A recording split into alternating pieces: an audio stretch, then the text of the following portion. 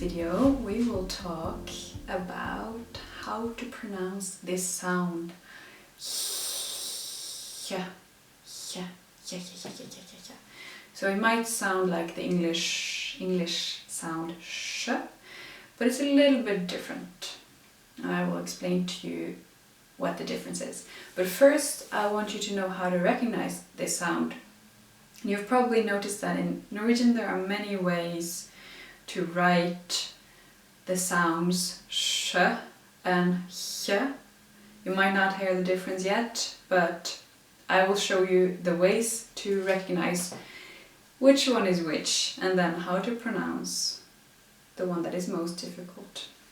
So, first of all, for the sound that you already know, the sh that you find in the word English, you have skj. Sometimes you have just sk, and sometimes you have sj. So, three ways: skj, sk, sj. The most common one is skj. So if you're not sure, you know that that's the sound, but you're not sure how to write it, you can try with skj. Sk, be careful with that one, because most of the time it's pronounced sk, like in skole. Jeg skal snakke norsk. So it's only in front of I and Y, and sometimes in front of a diphthong, like I or øy. For instance, skøyte, ice skating, skøyte. Skeiv, not straight, but skeiv. You have ski, and you have sky, cloud, sky. So, and we find the same system in with the sound hj, which does not exist in English. We have kj, ki or ky. So sometimes it's only k alone, but in front of I or Y. Just like sk in front of I and Y.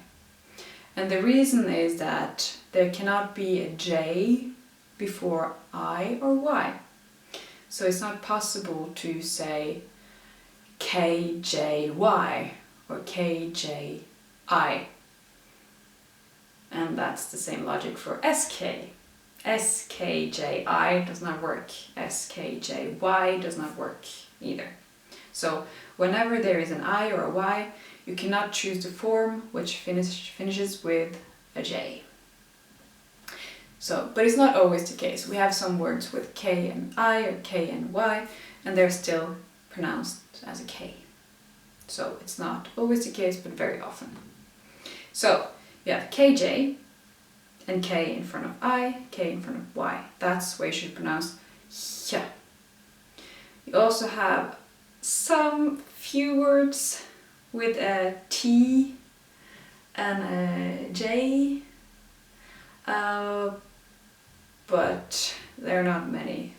So with KJ you have, for instance, kjempe, which means giant or very. If you put it with an adjective, put them together, it means very. It's like veldig. Jeg kjempeflink I norsk. I'm giant good in Norwegian, or really good in Norwegian. So that's one word. You also have kino, cinema, or you have kylling, chicken.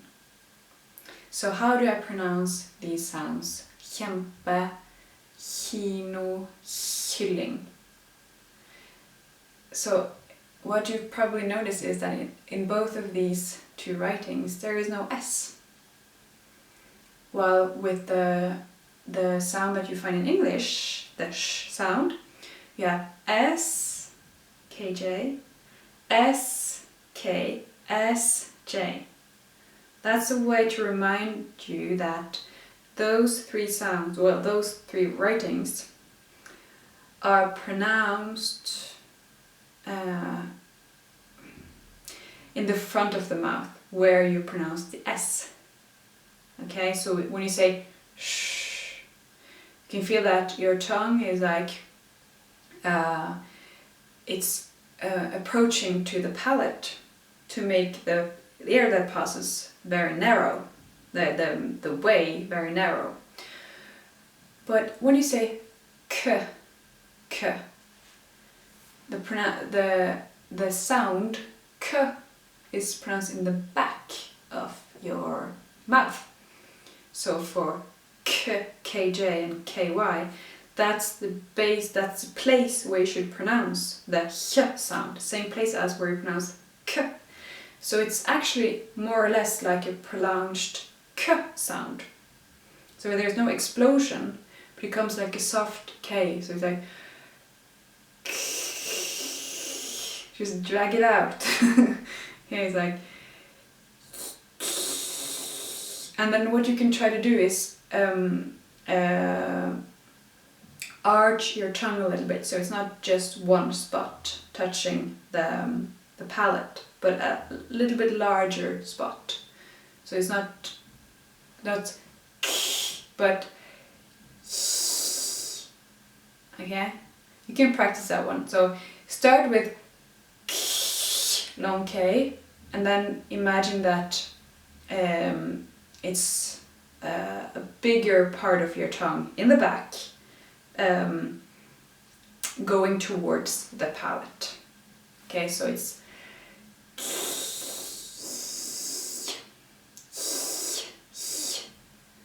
so start with k and then pronounce it, and then try to make your tongue a little bit more of your tongue touch the palate, and then you will have the sound. Kjempe, kino, kylling. Okay? Now, don't worry if you don't get it right, it's not a big deal. There are not many words where you can be misunderstood. Of course there are some words, but that will just make a good laugh. And there are actually a lot of Norwegians who struggle with this pronunciation. In Bergen, where I come from, a lot of people don't really differentiate the two, and they can't always hear the difference either. And a lot of people complain that amongst the young people, there are a lot of young who cannot pronounce it right, and they're afraid that the sound might disappear. And maybe it will, who knows. But for now, it's good to know the difference. And also, knowing how to pronounce it will also help you hear the difference. So even though now it's a little bit difficult to hear the difference, when you get used to pronouncing it, it will be easier also to hear the difference. So I actually had to learn how to pronounce it because I hadn't learned it before, and it was never corrected because I came from Bergen. But as I started to learn how to pronounce it, it was easier for me to hear the difference. Now, it's not always easy to hear, because some people might say it's like a mix between the two. Depends where you place your tongue. So don't be too sad or frustrated if you don't always manage to hear the difference or to pronounce it. It's not a big deal, but it's good to know. Thank you for watching. I hope you liked the video. If you have any comments or questions, please leave it down below. And I hope to see you again in another video. Vi snackes!